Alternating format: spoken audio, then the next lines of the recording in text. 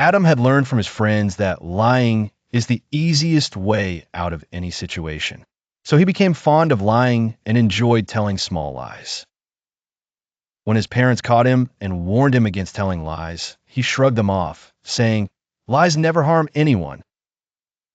Adam's father decided to explain to him why lying is bad. One evening, Adam and his father were walking down the street with some groceries. Just then, they saw a car rammed into a bookstore. Adam's father asked a man what happened, and he replied, "The car driver lied to his father that he could see without spectacles." They both were in the car when the accident happened. The father is seriously hurt. I'm sure the boy regrets ever lying. Adam's father looked at Adam and said, "See, Adam, a lie is so dangerous. It can hurt people." Adam realized the huge cost of a lie and stopped lying.